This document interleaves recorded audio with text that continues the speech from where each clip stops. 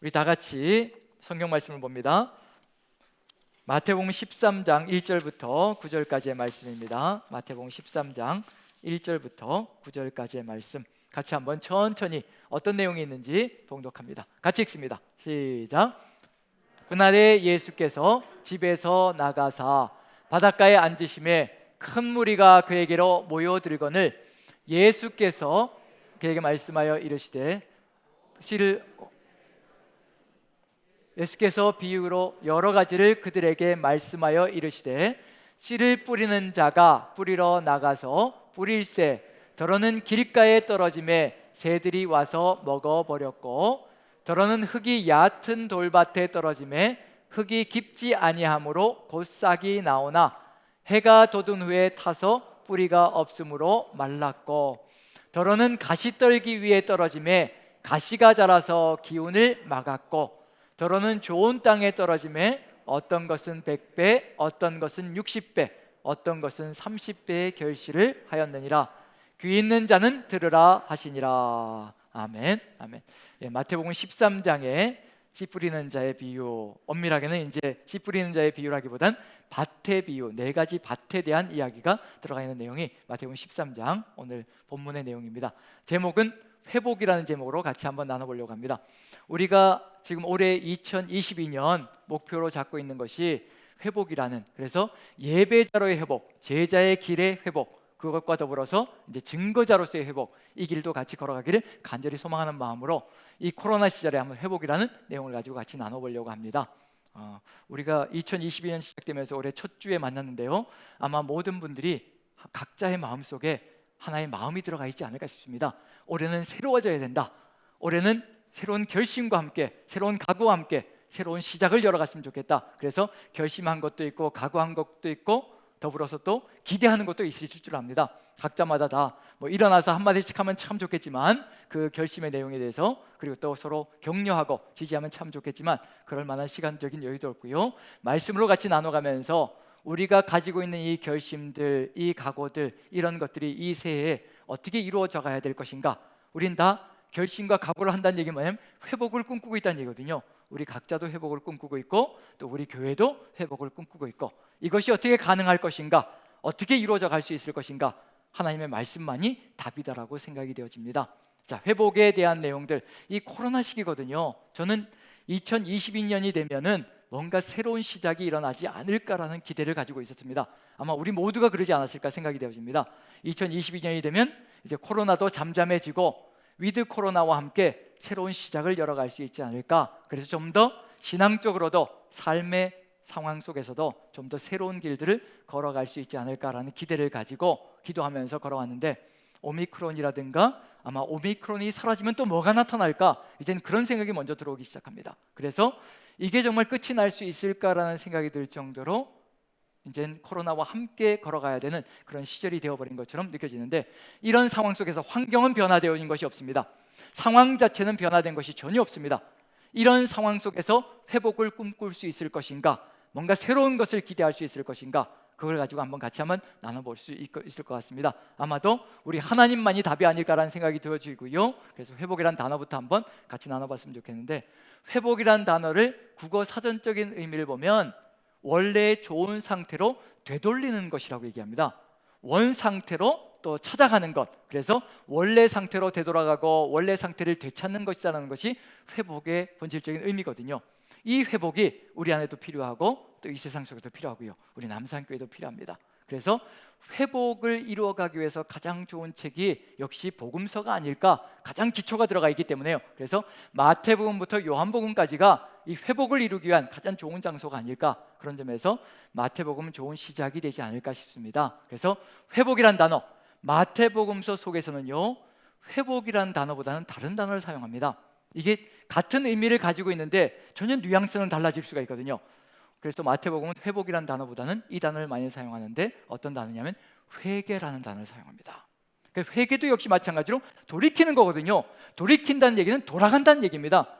어디로 어떻게 돌아가야 될 것인가, 회복은 곧 회개란 얘기인데 어감은 굉장히 달라지는 거죠. 그런데도 불구하고 우리에게 필요한 것이 있다면 회복을 위해서 반드시 회개가 필요하다는 거, 아니 내 삶 속에 이미 회개가 이루어졌는데 뭐가 또 회개가 필요하냐, 그런 생각을 가지실 수 있습니다. 그런 점에서요, 회개가 이미 이루어졌다면 그걸 지켜나가는 것이 우리의 삶이 될 것이고요, 아직 회개가 더 이루어져야 한다면 이제 그 길로 나가는 것이 우리의 삶이 되어져야 될 것이라는 것, 그러할 때 회복이 이루어질 것이라는 것. 그런데 우리가 회개라고 얘기한다면 오해가 되어지는 게 뭐냐면요, 회개를 어떤 다른 단어와 이게 혼돈을 빚을 때가 있습니다.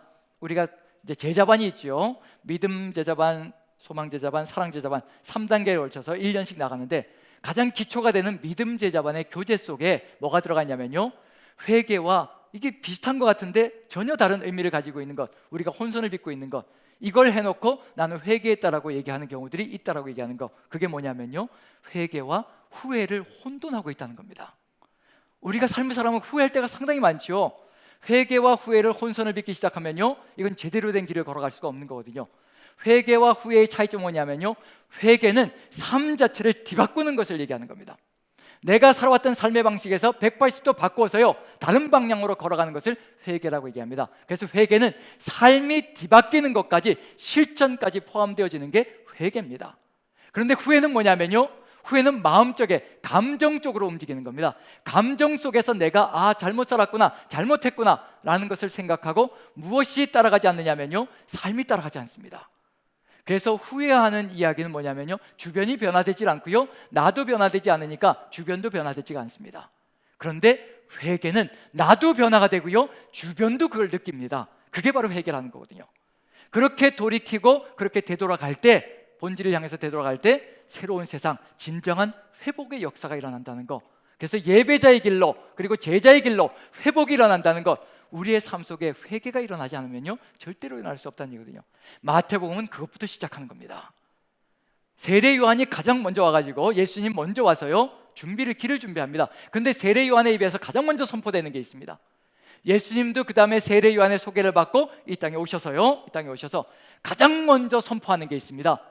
그것을 보면 회개가 얼마나 중요한 것인지를 알 수가 있습니다.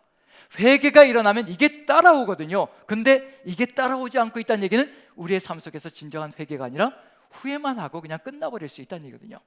세례 요한이 가장 먼저 선포하고 예수님께서 가장 먼저 선포한 것 무엇일까요? 회개하라, 천국이 가까이 왔느니라. 가장 먼저 선포하신 겁니다. 천국을 이 땅에 이루기를 간절히 소망하시고요, 우리가 천국을 누리기를 소망하시는 겁니다. 그게 우리 하나님의 뜻이란 얘기거든요. 그게 하나님의 마음입니다. 우리가 이 땅에서 가장 행복하기를 소망하는 것, 그게 아버지의 마음이잖아요. 자녀들이 이 땅에서 행복하기를 소망하는 것, 그게 부모의 심정이 아니겠습니까? 그래서 잘 되기를 바라고 잘 되는 길로 어찌하든지 이끌어 가려고 최선을 다하는 것이 부모의 마음이잖아요. 하늘 아버지의 마음, 지금까지 그 수천 년의 세월 동안 우리들을 바라보시며 자녀들을 바라보시며 행복의 길이 여기 있는데, 천국의 길이 여기 있는데 그걸 깨닫지 못하고 엄한 대로 자꾸 나아가는 것을 보며 가장 먼저 선포하시는 것이 이겁니다. 회개하라, 천국이 가까웠느니라. 회개가 일어나야 뭐가 온다는 얘기냐면 천국이 온다는 얘기거든요. 그걸 세례 요한이 먼저 선포했고 예수님께서 그것을 완성시키려고 우리에게 오셨다는 얘기입니다. 그럼 무엇이 회개인가? 그걸 알아야 이제 우리의 삶 속에서 회개가 이루어질 수 있겠죠. 본질적으로 정확하게 알아야 우리도 그 회개를 통해서 천국이 이 땅에 이루어지는 것, 정말 천국이 이루어질까? 한번 생각해 보십시오. 우리가 지금 저를 비롯해서 우리 모두는 회개했다라고 장담하며 살아갑니다. 그럼 무엇이 이루어져야 될까? 우리 남산 공동체 안에 천국이 정말 아름답게 보여야 되는 거거든요. 그리고 그 천국의 삶이 흘러넘쳐서 또 세상 곳곳으로 흘러나가야 되거든요. 그걸 위해서 우리는 회복을 꿈꾸고 있고 회복을 향해서 나아가고 있는 중입니다. 그걸 또 우리가 누리기를 간절히 소망하고 있고요, 예수님께서는 그것을 정확하게 우리에게 보여주시며 그 회복의 길이 무엇이고 회개의 길이 무엇이며 그 회개가 이루어질 때 이렇게 천국이 이루어질 수 있다는 것, 그것을 우리에게 보여주시기 위해서 이 땅에 오셨다는 것, 그런 점에서요 구체적으로 보여줄 겁니다. 누구부터 시작하느냐면요, 세례 요한이 구체적으로 회개에 대해서 보여줍니다. 누가복음을 보면요 이렇게 나와 있습니다. 이렇게 하는 것이 진정한 회개라, 회개를 하라라고 얘기하는데 한번 읽어보죠. 누가복음 3장입니다. 10절부터 14절까지 한번 읽어봅니다. 천천히 한번 읽어보죠. 시작. 무리가 물어 이르되 그러면 우리가 무엇을 하리이까? 대답하여 이르되 옷 두 벌 있는 자는 옷 없는 자에게 나누어 줄 것이요 먹을 것이 있는 자도 그렇게 할 것이니라 하고 세리들도 세례를 받고자 하여 와서 이르되 선생이여 우리는 무엇을 하리이까 하매 이르되 부가된 것 외에는 거두지 말라 하고 군인들도 물어 이르되 우리는 무엇을 하리이까 하매 이르되 사람에게서 강탈하지 말며 거짓으로 고발하지 말고 받는 급료를 족한 줄로 알라 하니라. 구체적으로 돌이켜야 될 것이 무엇인지 보여주고 있는 중입니다. 자, 그런데 이게 쉬울까요? 어려울까요? 이것마저도 쉬울까요? 어려울까요? 먼저 무리들이 사람들이 묻습니다. 무엇을 하리까? 정말 회개하면 무엇을 해야 되는 겁니까? 회개가 어떤 겁니까? 여기에 대해서 옷 2벌 있는 자는 옷 없는 자에게 나눠줄 것이요 먹을 것이 있는 자도 그렇게 할 것이니라 하고 구체적인 삶으로 보여주고 있는 거죠. 옷 2벌 있는 자 1벌 나눠주고 먹을 것이 있는 자 나눠주고 무엇을 하지 말라는 의미가 들어가 있냐면요 바로 쌓아놓는 삶을 살지 말라라고 얘기하고 있는 중입니다. 쌓아놓지 말고 잉여물자가 남는 것이 있다면 흘려보내는 삶을 살아가는 것, 그게 회개하는 삶이다라고 얘기를 하고 있습니다. 이게 가당키나 한 말인가? 이런 회개가 가당키나 한 말인가? 한번 생각해 보십시오. 쌓여있지 않으면 우리 마음은 어떤가요? 불안스럽잖아요. 부담스럽고 불안스럽고요 내일이 염려되고 걱정스럽거든요. 지금 13장에서 밭의 비유를 읽었습니다. 쌓아놓지 않으면 가시덤불이 자란다고 얘기하잖아요. 가시덤불은 세상의 염려와 걱정과 근심과 미래에 대한 생각들로 가득 들어차 있는 것들이 같이 자란다고 합니다. 열매를 맺을 수가 없습니다. 이것과 같이 갈 수가 없다는 얘기거든요. 지금 이 내용과 연결이 안 될 수가 없는 내용입니다. 천국을 이뤄간다는 것 결코 우리 스스로의 힘으로 되어질 수 없지만 우리가 진정한 회개의 삶으로 나아가지 않는다면 천국 길은 보장받을 수 없다는 것을, 그것을 누릴 수 없다는 것을 보여주고 있는 내용이거든요. 여기서 2벌 옷이 있으면 이 2벌 옷도 모자라서 더 사야 되는데 이것을 나눠주려고 한다면 이게 정말 가당키나 한 일인가? 그런 고민이 들어오기 시작합니다. 그 다음에 2번째, 3번째 세리들도 세례를 받고자 하여 와서 이르되 무엇을 하리까? 이르되 부가된 것 외에는 거두지 말라. 부가된 것 외에는 거두지 않으면 내가 어떻게 남들보다 더 나아질 수 있겠으며 남들보다 더 나은 삶을 영위해 나갈 수 있겠습니까? 그런 마음들이 훅훅 마음속에 들어가거든요. 세상 속에서 살다 보면 세상 사람들이 살아가는 방식들이 내 마음속에 들어올 때가 참 많습니다. 길가밭을 한번 생각해 보십시오. 길가는 세상 사람들이 왕래하는 장소거든요. 그 세상 사람들이 왕래하는 곳에서 같이 왕래하며 사노라면 어떻게 부가된 것 외에는 거두지 말라는 이 말을 마음에 새길 수 있을 것인가? 그 다음에 군인들에게도 물어 이르되 무엇을 하리까 하며 강탈하지 말고 고발하지 말고 거칠어서 고발하지 말고 그렇게 빼앗지 말고 받는 급료를 족한 줄로 알라. 받는 급료를 족한 줄로 알고 살아가는 것 한번 생각해 보십시오. 만약에 우리가 지금 받는 급료만 가지고 살아간다고 생각해 보십시오. 우리 남산교회는 안 그런지 모르겠지만요 수많은 사람들, 이 대한민국에서 살아가고 있는 수많은 사람들 거의 70% 정도 되는 사람들이요 무엇이 없이 살아가고 있는 중이냐면요 집이 없이 살아가고 있는 중입니다. 자기 이름으로 되어지는 명의가 되어지는 집이 없이 살아가고 있는 사람들이 70%가 넘습니다. 받은 급료만 가지고 한번 생각해 보십시오. 평생을 모아도 뭐를 살 수 없는 세상이냐면요 집 한 칸 마련할 수 없는 세상이 되어가고 있거든요. 열심히 모았습니다. 받은 급료 족한 줄 알고 열심히 모았습니다. 최선을 다해 모았습니다. 그런데 그렇게 모아서 이제 내년쯤이면 집을 살 수 있겠다라고 이제 기대를 가지고 있었는데 갑자기 집값이 뻥튀기가 되어서 3억 4억이 올라가 버리는 겁니다. 그 3, 4억을 또 벌려면 또 몇 년간을 또 어떻게 해야 될 것인가? 희망조차 갖지 못하는 세상이거든요. 그러다 보니까 자꾸 머릿속에 마음속에 뭐가 들어오기 시작하냐면요 세상 방식이 들어오기 시작하는 겁니다. 나도 세상 사람들처럼 흘려보내지 말아야, 내가 차곡차곡 쌓아야 내 것을 마련해야, 흘려보내지 말고 내가 내 것을 마련해야 겨우 이 세상에서 살아갈 수 있지 않을까라는 그런 고민이 들기 시작하거든요. 그리고 만약에 이게 회개라고 한다면요 우리는 세상 속에서 제대로 살아갈 수도 없을 겁니다. 왜냐하면 수시로 고민이 되거든요. 수시로 마음속에 부담감과 두려움과 걱정, 근심이 훅훅 밀려 들어오기 시작합니다. 그런 일들이 벌어지거든요. 여기까지가 회개라고 한다면 그런 일들이 벌어지는 겁니다. 그리고 만약에 여기까지가 회개의 본질이라고 얘기한다면요 세상 사람도 할 수 있을까요? 없을까요? 이런 것쯤은요 세상 사람도 이런 것쯤은 할 수 있습니다. 자기 것 쌓아두지 않고 정말 최선을 다해서 남들을 도우려고 애쓰고요 받는 급료로 족하게 여기면서 세상 속에서 정말 서민으로 살아가는 사람들은 무지하게 많습니다. 여기까지가 회개라고 한다면요 우리만 할 수 있는 것이 아니라 세상 사람들도 이것을 이루어갈 수 있습니다. 하지만 여기까지가 아니거든요. 이것을 이기고 극복하고 흘려보낼 수 있고 받는 급료로 족할 수 있고 세상을 두려워하지 않고 살아갈 수 있는 길, 어디까지 가야 되냐면 회개의 본질까지 가야 정확하게 이런 삶들이 이루어질 수가 있습니다. 그리고 순환하지 않습니다. 두려워하지 않고 이것을 넉넉히 이기며 걸어갈 수 있는 존재가 됩니다. 그래서 회개는 여기까지 가야 합니다. 세례 요한이 말할 때요 16절을 봅니다. 여기까지 가지 않으면 회개는 완성되어질 수가 없습니다. 같이 한번 읽어보죠. 시작. 요한이 모든 사람에게 대답하여 이르되 나는 물로 너희에게 세례를 베풀거니와 나보다 능력이 많으신 이가 오시나니 나는 그의 신발끈을 풀기도 감당하지 못하겠노라. 그는 성령과 불로 너희에게 세례를 베푸실 것이요. 성령과 불로 세례를 베푸신 그분이 우리의 삶의 주인이 되지 않는다면요, 우리의 왕이 되지 않는다면요, 그 회개는 본질적으로 끝나지가 않습니다. 만약에 우리 주님이 우리의 삶의 왕이 되지 않는다면요, 행복은 물 건너가기 시작하는 겁니다. 왜 물 건너가기 시작하냐면요, 끊임없이 두려워할 것이거든요. 내가 이렇게 사는 게 맞는가? 내가 세상 속에서 이렇게 걸어가는 게 정말 제대로 살아가는 건가?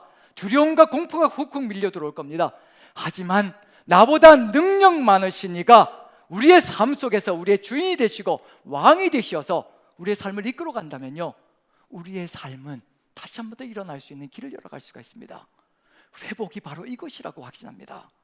회복은 누구에게로 돌아가는 거냐면요, 전능자 하나님께로 돌아가는 겁니다. 우리의 모든 것을 이끌어 가실 수 있는 능력자, 우리의 모든 미래를 다 계획하시고 그 끝을 이루어 가시는 우리의 구주 예수 그리스도께서 우리의 삶의 주인이 되어주시는 것, 왕이 되시는 것, 그것이 바로 회개의 본질입니다. 주님이 우리의 왕이 되게 해나가는 것, 그러기 위해서 하루아침에 이루어지진 않을 겁니다. 절대로 하루아침에 한 번의 회개로도 절대 이루어지지 않을 겁니다. 끊임없이 내 삶 속에서 끄집어내야 될 것이 있습니다.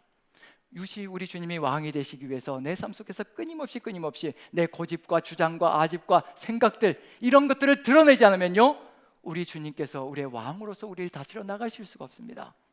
회개는 끊임없이 우리의 삶 속에서 이루어 나가야 될 것이로되, 오직 주님이 왕이 되실 때까지, 전능자께서 우리의 모든 것을 다스리시며 이끌어 나가실 때까지 우리는 회복의 회복을 거듭하며 회개의 회개를 거듭하며 나가야 될 것입니다. 그러지 않으면 어떤 일이 벌어지냐면요, 마태복음 속에서 한번 봅니다. 이런 일이 벌어질 겁니다. 같이 한번 읽어봅니다.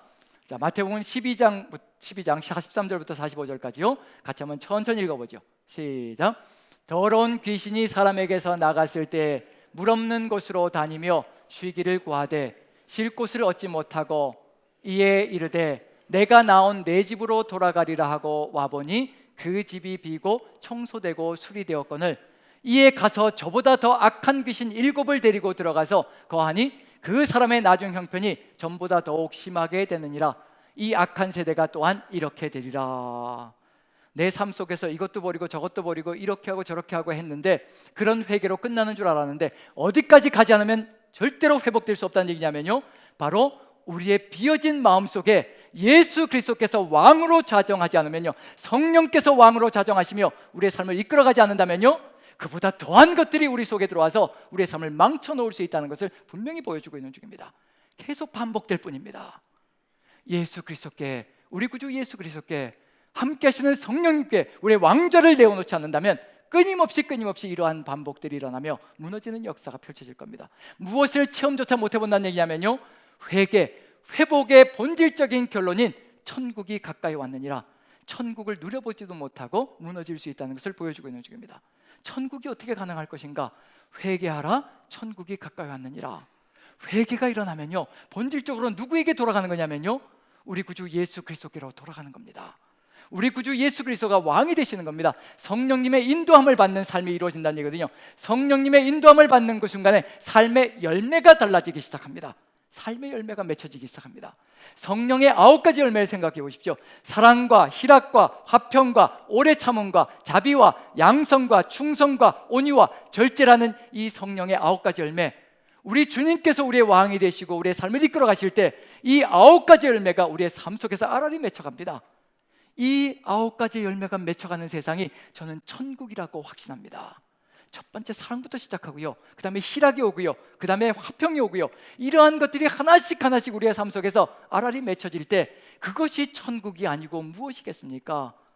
회개할 때 주 예수 그리스도의 성령이 임하시고 그 성령의 역사가 우리를 이끌어 가실 때, 성령의 9가지 열매가 이루어질 때 천국은 점점 더 가까이 우리의 삶 속에 이루어지며 우리 남산교회가 천국의 삶이 이루어질 것이라는 거. 그래서 사도행전 속에서 제자들이 가장 먼저 한 것이 있죠. 성령 임재가 있자마자 나가서 선포하기 시작합니다. 회개하라고 선포하기 시작합니다. 그때 사람들이 어떻게 해야 될 것인가? 회개하고 주 예수 그리스도 이름으로 세례를 받고 죄사함을 받으라. 그리하면 성령을 선물로 주시리니, 그리하면 성령의 역사가 이루어지는 삶을 살아갈 수 있을 것이라. 그 9가지 열매가 맺혀지며 우린 천국을 살아갑니다. 그러면 이제 우리가 들어가야 될 장소가 있는 거죠. 우리의 삶 속에 열매가 있느냐 없느냐가 무엇을 가름짓는 삶이냐면요, 회개가 이루어졌느냐 아니냐를 판가름할 수 있는 길이 열린다는 얘기거든요. 그렇다면 밭의 비유, 4가지 밭의 비유가 있습니다. 열매를 맺는 밭이 있다는 얘기거든요. 마지막에 한 밭밖에는 열매를 맺지 못합니다. 그게 안타까운 거죠. 열매가 맺혀지지 않는다는 얘기는 천국이 없다는 것과 같은 의미를 가지고 있는 중입니다. 분명히 4가지 밭이 있는데 우리 중에도 4가지 밭이 있을 겁니다. 세상 속에만 있는 것이 아니라 우리 안에도 4가지 밭이 있다는 얘기거든요. 그 4가지 밭에서 우리가 어떤 길을 걸어가야 될 것인가, 그걸 이제 살펴봐야 될 필요가 있는 거죠. 천국이라는 단어, 마태복음의 전매 특허 같은 용어입니다. 다른 곳에는 전혀 등장하지 않습니다. 마태복음에만 천국이라는 단어가 등장합니다. 다른 복음서에서는 뭐가 나오냐면 하나님 나라라고 이야기를 합니다. 마태복음은 천국이라고 얘기하고요, 하늘나라, 즉 하늘나라를 천국으로 한자 말로 천국이라고 표현하는 겁니다. 본래 헬라어 원어는 하늘나라입니다. 하나님 나라라고 다른 복음서들이 얘기하는데 마태는 하나님이라는 용어마저도 사용하기가 버거워서, 부담스러워서, 왜냐하면 감히 어떻게 우리 입에서 하나님의 이름을 들먹거릴 수가 있을 것인가. 그래서 이스라엘 민족은 하나님의 이름을 거들먹거리지 않습니다. 이게 쉽게 얘기하지 않는 거죠. 그러다 보니까 이제 하나님의 이름도 다른 말로 붙여서 주라는 단어로 이제 표현할 때가 많죠. 마태는 유대인입니다. 유대인이다 보니까 하나님의 이름을 입에 거론하기가 감히 불경스러워서 하나님이란 단어가 아니라 하늘이란 단어로 대신하고 있는 중입니다. 하지만 개념은 똑같습니다. 천국, 하나님 나라, 하늘나라 다 동일한 개념을 가지고 있습니다. 그 천국에 대한 내용이, 천국이란 단어가 마태복음서 속에서 36번 등장하는데 굉장히 많이 등장하는 거죠. 그럼 결국은 마태복음은 천국복음이라고 해도 과언이 아닌 복음이 될 겁니다. 그래서 회개가 반드시 선행되어야 될 일이 되는 거죠. 거의 28장으로 이루어진 마태복음에서 36번 등장하니까 한 장 안에 한두 번은 꼭 등장하는 그런 단어가 되는 거죠. 그런데 이 천국이란 단어가 한 장 안에요 10번이나 등장하는 곳이 있습니다.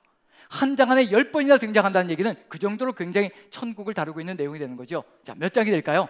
힌트는 오늘 읽은 본문의 내용이 힌트가 될 겁니다. 13장, 마태복음 13장에 천국이란 단어가 10번이 등장합니다. 그리고 천국 비유가 7개가 등장합니다. 7개가 등장한다는 얘기는 뭐냐면요, 천국이 완전하다는 것을 의미하는 그런 의미가 그 안에 포함되어 있습니다. 그 첫 번째가 바로 이 씨 뿌리는 자의 비유가 들어가 있다는 얘기거든요. 그럼 결국 무슨 얘기냐면요, 이 마태복음 13장은 회개하는 삶 속에 이루어지는 천국이 무엇인가를 알려주고자 하는 의도가 그 안에 들어가 있습니다. 그럼 결국은 가장 첫 번째 비유가 뭐가 될 것이냐면요, 우리가 회개가 이루어졌느냐 아니냐를 보는 가장 시금석이 될 것이라 생각되어집니다. 회개하라, 천국이 가까이 왔느니라. 그래서 13장의 시작 비유는 반드시 회개가 이루어질 때 천국을 누릴 수 있을 것이라는 것을 알려준다는 점에서 첫 번째 비유가 바로 밭의 비유인데 4가지 밭이 있다라고 말씀드렸습니다. 우리는 어느 밭에 속해 있는지 한번 살펴봐야 될 필요가 있겠죠. 첫 번째가 길가밭이라고 얘기합니다. 그 다음에 두 번째가 돌짝밭, 바위가 그 안에 들어가 있는 돌짝밭이라고 얘기하고요, 흙은 얇게 덮여 있습니다. 그 밑에는 큰 거대한 돌이 버티고 있습니다. 돌짝밭이 있고요, 세 번째로는 가시밭, 가시덤불밭, 네 번째는 좋은 밭. 그런데 열매를 맺는 것은 어느 밭만이 열매를 맺고 있나요? 좋은 밭만 열매를 맺고 있다는 얘기는 바로 좋은 밭은 회개가 이루어져 예수 그리스도를 왕으로 영접하고 성령의 인도하심을 받는 삶이 이루어질 때 결국은 천국을 맛볼 수 있다는 것을 보여주고 있는 중입니다. 자, 길가밭은 세상 사람들이 왕래하는 곳입니다. 세상의 생각들, 주장들, 관념들, 세상의 방식들, 그 방식 위에서 같이 걸어가고 있는 중입니다. 우리 안에도 세상의 방식이 아니면, 그리고 세상 사람들이 살아가는 그런 생각들이 아니면, 세상 사람들이 말하는 그런 길대로 걸어가지 않으면 우리가 이 세상 속에서 살아갈 수 없다라고 주장하는 사람들이 있습니다. 교회 안에도 있을 수가 있습니다. 분명히 예수 그리스도, 회개가 일어나야 하는데 그 회개가 일어나지 않고 세상의 방식을 그대로 끌어안고 살아가는 경우들이 있다는 얘기입니다. 그런 경우는 무엇을 누릴 수 없다는 얘기는 사단이 금방 와서 씨를 빼앗아간다는 의미가 들어가 있습니다. 이 씨가 무엇이면 봐도 알 수 있을 겁니다. 만약에 우리가 회개하는 삶이 이루어진다면요, 씨가 뿌려질 때 그 씨는 자라게 되어 있거든요. 그런데 그 씨가 뭔지 한번 살펴봅니다. 도표로 한번 보죠. 자, 마태복음, 세 복음서 마태, 마가, 누가복음이 씨에 대해서 설명하고 있는데요. 자, 마태복음 13장 19절 같이 한번 읽어봅니다. 시작. 아무나 천국 말씀을 듣고 깨닫지 못할 때는, 자, 마가복음 4장 14절 봅니다. 시작. 뿌리는 자는 말씀을 뿌리는 것이라. 누가복음 8장 11절 봅니다. 시작. 이 비유는 이러하니라. 씨는 하나님의 말씀이요. 우리가 진정으로 회개가 일어나 예수 그리스도가 우리의 삶의 주인이 되시고 성령님의 인도하심을 받는 삶을 살아간다면요, 말씀이 우리의 삶 속에 떨어져 보면 합니다. 우리의 마음밭에 말씀의 씨가, 즉 예수 그리스도의 말씀이 떨어져 보면 우리가 진정으로 회개한 존재인지 아닌지, 회개해야 될 것이 있는 존재인지 아닌지 분명하게 드러나게 되어 있습니다. 길가밭은 회개가 일어난 듯하지만 세상 사람과 똑같은 방식으로 살아가고 있습니다. 그런 곳에는 열매가 맺혀질 수 없고요, 싹도 날 수 없습니다. 싹이 나기도 전에 사단이, 마귀가 그 씨를 물어가 버린다고 되어 있습니다. 말씀이 사라져버리는 안타까운 역사가 펼쳐지는 거죠. 두 번째는 얇은 돌밭이라고 되어 있습니다. 뭐가 나오냐면 싹이 나왔다라고 되어 있습니다. 싹이 나왔는데 안타깝게도 뭐를 내리지 못하는, 뿌리를 내리지 못하고 있습니다. 우리 안에 무엇이 들어가 있으면, 우리 마음밭에 거대한 것이 버티고 있으면요, 바위덩어리 같은 것이 버티고 있어서 하나님의 말씀이 뿌리 내리지 못하는 그런 일이 벌어진다면요, 회개한 듯하지만 예수 그리스도를 받아들이고 예수 그리스도의 말씀을 따라가는 듯하게 흙이 얇게 덮여 있지만 하지만 뿌리 내리지 못한다면 아무 의미가 없습니다. 살아갈 여지가 없다는 얘기가 되는 거죠. 우리 안에 있는 우리의 주장들이 있고요, 우리의 생각들이 있고요, 우리의 고집들이 있고요, 아집들이 있습니다. 그리스도인으로 살아가면서도 내 생각과 내 고집을 버리지 못할 때가 참으로 많습니다. 그런 것들이 우리 안에 버티고 있어서 하나님의 말씀, 예수 그리스도의 말씀이 뿌리를 내리지 못하게 만들어가는 안타까운 일이 벌어질 수 있다는 얘기거든요. 그건 우리 각자마다 가지고 있는 것들이 무엇인지를 한번 돌아보며 정말 말씀이 제대로 뿌리 내려서 자라고 있는가, 그것도 한번 살펴본다면요, 우리 안에 다시 또 회개하며 걷어내야 될 것이 무엇인지도 느껴볼 수 있지 않을까 싶습니다. 그 다음에 세 번째 밭이 가시덤불 밭입니다. 그리고 두 번째 밭, 이 바위덩어리가 버티고 있을 때는요, 얇은 돌밭, 싹이 나왔지만 하지만 세상의 환난과 핍박이 밀어닥치기 시작하면 언제 그랬는지 신앙이 변절되어지는 안타까운 역사가 펼쳐집니다. 회개한 듯 하지만 진정으로 예수 그리스도를 왕으로 모시지 않은 안타까운 일이 벌어지는 거죠. 그 다음에 세 번째가 가시덤불 밭인데, 이 가시덤불 밭 싹이 나고요, 씨가 뿌려져서, 말씀의 씨가 뿌려져서 싹이 났습니다. 감사한 일이죠. 그 다음에 뿌리도 내렸습니다. 정말 감사한 일이죠. 회개가 일어난 듯이 보입니다. 하지만 계속해서 우리의 삶 속에서는요, 계속해서 같이 자라가는 것이 있습니다. 가시덤불이 같이 자라간다는 얘기 뭐냐면 세상의 염려와 걱정들, 금심들, 미래에 대한 생각들, 이러한 것들이 끊임없이 같이 자라간다는 얘기거든요. 이것들을 주 예수 그리스도의 은혜로 쳐내지 않는다면, 그것을 긁어내지 않는다면요, 그것들이 오히려 더 크게 자라서 우리의 삶을 숨막히게 만들어 결국 열매 맺지 못하게 만들어 간다는 거. 그러면 회개라는 것은 한순간에 이루어지는 것이 아니라 끊임없이 주님이 우리의 왕이 되시기까지 계속해서 우리 안에 바위덩어리를 드러내고, 그 다음에 우리와 함께 자라는, 마음밭에서 자라는 그런 가시덤불까지도, 세상의 염려들까지도, 걱정들까지도, 근심들까지도 다 걷어내고 오직 하나님만을 섬기는 것, 하나님과 재물을 겸하여 섬길 수 없다는 그 하나님의 말씀, 예수 그리스도의 말씀이 우리 안에 떨어질 때 하나님만을 바라보고 있는 존재들이라면 그것이 어떤 의미인지를 분명히 알 수 있다는 얘기입니다. 그런 점에서 우리의 삶 속에서 계속 가야 될 것, 결국은 마지막에 좋은 밭, 씨가 뿌려지고요, 말씀의 씨가 뿌려지고 싹이 나고, 그리고 뿌리를 내리고, 그리고 심지어는 마지막에 100배, 60배, 30배의 결실을 거둬들인다. 그 얘기는 뭐냐면 성령의 인도하심을 따라서 우리가 삶을 살아가는 그 역사가 이루어지고 있다는 것을 보여주고 있는 중입니다. 천국은 바로 이와 같이 우리가 누구에게 전심을 다하여 나아갈 때 가능할 것인가 하면요, 바로 예수 그리스도에게로 나아가 주의 성령의 인도하심을 받을 때 우리의 삶 속에서 이루어질 수 있다는 것을 분명히 보여주고 있는 중입니다. 지금 우리의 삶 속에서 이 회개는 하루아침에 이루어지는 것이 아니라는 것을 분명히 새겨야 될 필요가 있습니다. 지금도 우리는 회개하며 나가야 되고 회복의 길을 향해서 나가야 된다는 것. 그래서 마태복음서 속에서 회개는 시작이 되어집니다. 예수 그리스도께로 향하는 삶이 시작되어지고요. 그 다음에 요한계시록까지도 가서도 요한계시록에서 7교회를 향해서 계속해서 회개하라는 음성이 들려퍼집니다. 예수 그리스도께서 회개하라 회개하라. 7교회는 이미 예수 그리스도를 주로 모시고 살아가는 교회였습니다. 그런데도 무엇을 잃어버릴 수 있다는 얘기냐면요, 세상 속에서 살아가면서 주 예수 그리스도를 잃어버리고 세상과 하나 되어져가는 안타까운 역사가 펼쳐질 수 있다는 것을 분명히 보여주고 있습니다. 그러한 7교회를 향해서 회개하라라고, 누구를 바라보라고 얘기하느냐면요, 예수 그리스도께로 돌이키라고 얘기하고 있습니다. 그러할 때 무엇이 이루어진다고 얘기하냐면요, 새하늘과 새 땅을 바라보며 새 이룰 삶을 기대하며 걸어갈 수 있는 존재가 될 수 있을 것이라는 것을 요한계시록도 동일하게 이야기하고 있습니다. 지금 우리에게도 필요한 것이 있다면요, 회복을 위해서 필요한 것이 있다면 우리의 삶을 주님께로 끊임없이 이끌어 나가며 주 예수 그리스도만이 우리의 주가 되신다는 것을 우리의 마음속에 고백하고 결단하며 끊임없이 주님을 세워나가는 삶, 그것이 필요할 것입니다. 그러기 위해서 마태복음은 분명히 시작부터 끝까지요, 무엇을 보여줄 것이냐면요, 예수 그리스도가 누구이신지를 그대로 알려주실 겁니다. 우리 주님이, 이 땅에 오신 주님이 누구이신지를 우리에게 알려줄 것이고요, 세세하게 알려줄 것이고요, 그리고 그것과 더불어서 우리가 회개해야 될 것이 무엇인지, 내려놓고 버려야 될 것이 무엇인지를 끊임없이 마태복음은 우리에게 보여줄 겁니다. 주님을 알아가며 세상 속에서 우리가 버려야 될 것이 무엇인지를 하나씩 깨달아간다면 우리의 삶 속에서 천국을 누릴 수 있는 길을 걸어갈 수 있을 것이라는 것을 마음에 새기고, 저와 여러분들 한마음 되어서 오직 주님께로 돌이킴으로 주 예수 그리스도의 은혜와 더불어서 주시고자 하시는 그 천국을 마음껏 누리는 저와 여러분들 되시기를 간절히 축원드립니다. 우리 같이 한번 일어나서 우리 찬양을 드리며 같이 한번 결단하는 시간을 가졌으면 좋겠습니다. 내 영혼이 은총이며 같이 찬양 드리면서요, 주님의 마음을 같이 나누면 좋겠습니다. 내 영혼이 은총 입어, 내 영혼이 은총 입어, 중한 죄짐 벗고 보니 슬픔 많은 이 세상도 천국으로 화하도다. 할렐루야 찬양하세.